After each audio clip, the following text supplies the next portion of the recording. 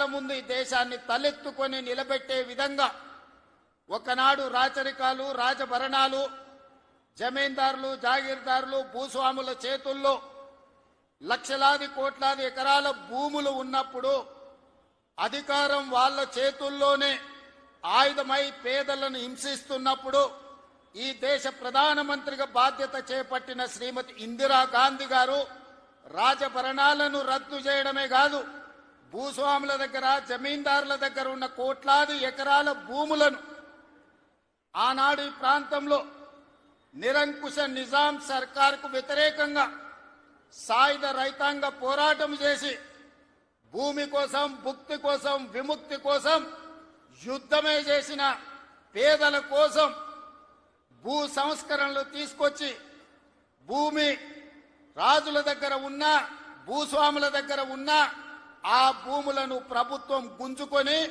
Assignment పట్టాల పేరు మీద లక్షలాది ఎకరాలను దళితులకు, గిరిజనులకు, ఆదివాసీలకు పంచిపెట్టి భూమి హక్కును ఈ పేదలకు అందించిన గొప్ప నాయకురాలు శ్రీమతి ఇందిరాగాంధీ గారు. ఈనాడు జరుగుతున్న పరిణామాలు చూస్తున్నాం, యుద్ధాలు చూస్తున్నాం, యుద్ధాలలో భారత ప్రధానమంత్రుల లొంగుబాటును చూస్తున్నాం.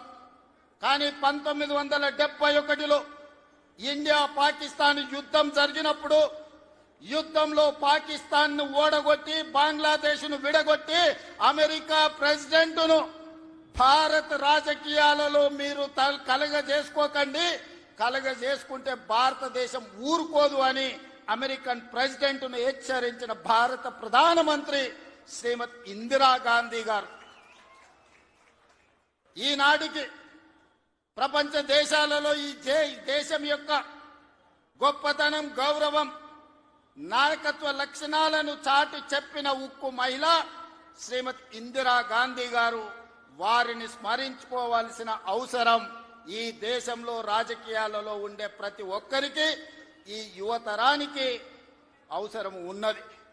ఇక మూడో తరం, ఆ తరం గురించి నేను చెప్పాల్సిన అవసరం లేదు. మూడు పదాలు, ఎన్టీఆర్. ఈ 3 అక్షరాలు నీతి, నిజాయితీ, నిబద్ధత, ఉక్కు సంకల్పం కలిగిన నాయకుడు ఎవరైనా ఉన్నారు ఈ దేశంలో అంటే తెలుగు జాతి గర్వించదగ్గ బిడ్డ ఎన్టీఆర్. డాక్టర్ బాబాసాహెబ్ అంబేద్కర్, శ్రీమతి ఇందిరాగాంధీ, అన్న ఎన్టీఆర్ ఈ భారతదేశ జాతి రత్నాలు. ఈ జాతి రత్నాలు ఈ దేశం ఉన్నంతకాలం, మానవుల మనుగడ ఉన్నంతకాలం వారి కీర్తి ప్రతిష్టలు, వారి నిర్ణయాలను మనం స్మరించుకోవాల్సిన బాధ్యత ఈ రోజు మన అందరి మీద ఉన్నది.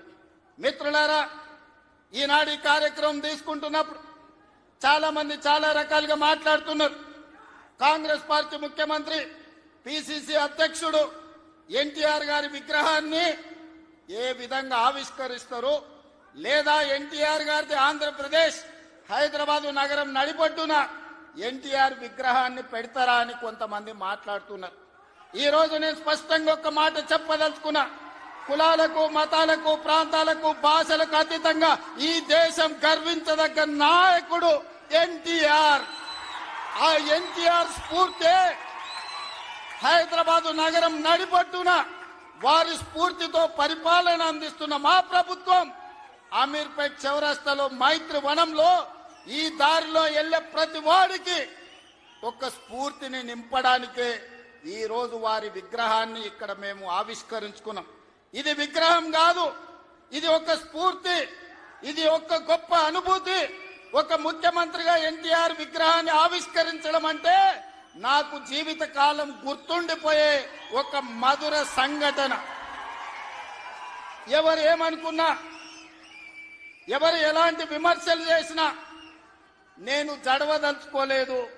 నేను చెప్పదలుచుకున్నా, ఆనాడు శ్రీమతి ఇందిరాగాంధీ గారు ఈ తెలంగాణ ప్రాంతం నుంచి ఒక పివి నరసింహారావు గారిని, ఒక మర్రి చెన్నారెడ్డి గారిని, ఒక పి శివశంకర్ గారిని, ఒక వెంకటస్వామి లాంటి నాయకులను అందిస్తే ఈ తెలంగాణ ప్రాంతానికి అన్న ఎన్టీ రామారావు గారు ఓ మండవ ఓ తుమ్మల నాయకత్వాన్ని తెలంగాణకు అందించిండు. ఓ మాధవరెడ్డి ఓ జానారెడ్డి నాయకత్వాన్ని అందించిండు. ఓ దేవేందర్ గౌడ్ నాయకత్వాన్ని అందించిండు. ఓ కడియం సిఆరి ఒక మోత్కుపల్లి నరసింహుల లాంటి నాయకులను ఈ తెలంగాణకు అందించండు. అంతెందుకయ్యా, ఈనాడు ఉపన్యాసాలు ఇస్తున్న బీఆర్ఎస్ నాయకుడు కల్వకుంట్ల చంద్రశేఖర్ రావుకి రాజకీయ భిక్ష పెట్టింది ఎవరు? అన్న లేకుంటేనే మీరు నాయకులు అయ్యిండ్రా? అన్న నీడను బతికిన మీరు అన్నగారి గురించి తక్కువ చేసి మాట్లాడు మీకు మంచిదా? వారే కాదు, వారి పేరు పెట్టుకున్న వాళ్ళు కూడా ఈరోజు నాయకులుగా చలామణి అవుతున్నారు.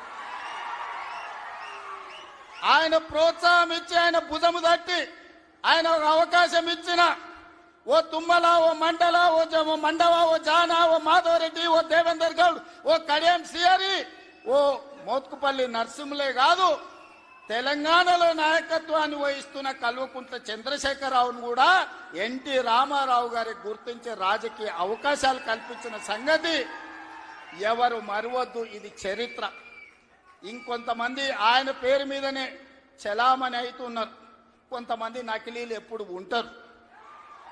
వాళ్ళ ఆలోచనలు ఎట్లుంటాయో కూడా మనం చూస్తున్నాం. అందుకే ఇవాళ మిత్రులారా, ఈనాడు మేము అందిస్తున్న ఇందిరమ్మ ఇల్లు కావచ్చు, ఆనాడు ఎన్టీఆర్ గారు మొదలుపెట్టిన పక్కా ఇళ్ల పథకమే ఈనాడు ఇందిరమ్మ ఇళ్ల పథకం అని నేను ఈరోజు గర్వంగా చెప్పదలుచుకున్నా. ఈనాడు 3,24,00,000 మంది సన్న బియ్యం ప్రతి పేదవాడు దళిత వాడల్లో అన్నం తింటున్నాడంటే, సంటి పిల్లలకు బుక్కెడు పువ్వ తినిపిస్తున్నారంటే ఆ స్ఫూర్తి వెనకాల అన్న 2 రూపాయల కిలో బియ్యం పథకం ఉన్నదని నేను ఈరోజు చెప్పదలుచుకున్నా. ఇవాళ మేము ఇందిరమ్మ చీరలు ఇస్తున్నాం ఆడబిడ్డలకు. పండుగ పూట నాడు పెట్టే మేము చీర సారెగా భావించి ఈనాడు పాలపిట్టల లెక్క ఈరోజు మా ఆడబిడ్డలు చీర కట్టుకుంటున్నారు. దీనికి స్ఫూర్తి ఆనాడు ఎన్టీఆర్ జనతా వస్త్రాలు పేదవాళ్ళకు అందించి కూడు గుడ్డ నీడ అని ఎన్టీఆర్ ఏదైతే ఆలోచన చేసిండో ఆ స్ఫూర్తి ఈనాడు మా ప్రభుత్వంలో అమలు చేస్తున్న సంక్షేమ పథకాలలో కనిపిస్తుంది. మీరు ఒక్కసారి ఆలోచన చేయండి. ఈనాడు వైఎస్ఆర్ ప్రకటించిన ఉచిత కరెంటు కావచ్చు, ఈనాడు రైతులకు మేము అందిస్తున్న 24 గంటల ఉచిత కరెంటు, దీనికి స్ఫూర్తి ఆనాడు అన్న ఎన్టీఆర్ 50 రూపాయలకే హార్స్ పవర్ అని రైతాంగాన్ని ఆదుకోవడానికి వారు అందించిన విద్యుత్తే, వారు అందించిన శక్తే ఈనాడు ఉచిత విద్యుత్తు అని నేను చెప్పదలుచుకున్నా. ఇవాళ మిత్రులారా, ఆనాడు ఎస్సీల కోసం, ఎస్టీల కోసం, మైనారిటీల కోసం అమ్మ ఇందిరమ్మ పాటుపడితే బలహీన వర్గాల కోసం అన్న ఎన్టీఆర్ పాటుపడ్డాడు. ఇవాళ బలహీన వర్గాలు, పాలితులుగా ఉన్న బలహీన వర్గాలు ఈరోజు పాలకులుగా మారినరు అని అంటే అన్నగారి యొక్క ఆశీర్వాదం తెలంగాణ సమాజానికి అందబట్టే పాలితులుగా ఉన్న బలహీన వర్గాలు ఈరోజు పాలకులుగా మారినరు. ఒకనాడు గ్రామాలలో పటేలు పట్వారి వ్యవస్థ ఎంత బలంగా ఉండేనో, వాళ్ళ చేతుల్లో తెలంగాణ నలిగిపోతుంటే ఎన్టీ రామారావు గారు పటేల్ పట్వారి వ్యవస్థను రద్దు చేసి పేదలకు విముక్తి కలిగించిన చరిత్ర ఈ ప్రాంతంలో ఉన్నది.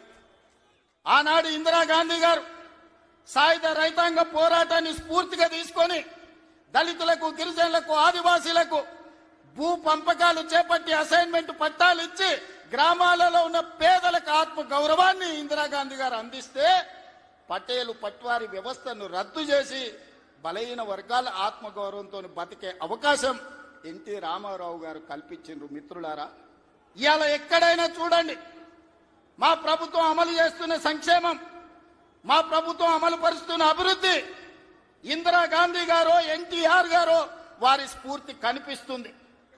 ఈరోజు ఇందిరమ్మ ఆశీర్వాదం, అన్న ఎన్టీఆర్ స్ఫూర్తి ఈరోజు మా ప్రజా పాలనలో కనిపిస్తుంది, మా ప్రభుత్వంలో కనిపిస్తుంది, మా నిర్ణయాలలో కనిపిస్తుంది. అందుకే ఇందిరమ్మ మాకు ఎంత ముఖ్యమో ఎన్టీఆర్ కూడా అంతే ముఖ్యం. ఇందిరమ్మ ఒక తరం అయితే ఎన్టీఆర్ ఒక శకం. వాళ్ళిద్దరి కలయికనే ఈనాటి ప్రజాపాలన. ఈ ప్రజాపాలన ప్రజలకు అందుబాటులో ఉంది అనంటే ఒక ఇందిరమ్మ స్ఫూర్తి, ఒక ఎన్టీఆర్ యొక్క ఆలోచన విధానం ఈనాడు మేము అమలు చేస్తున్నాం. మిత్రులారా, ఇవాళ మా నిర్ణయాలు మీరు చూసిండ్రు. ఆడబిడ్డలకు ఆర్టీసీలో ఉచిత బస్సు కావచ్చు, ఆడబిడ్డలకి ఈరోజు అదానీ అంబానీలతో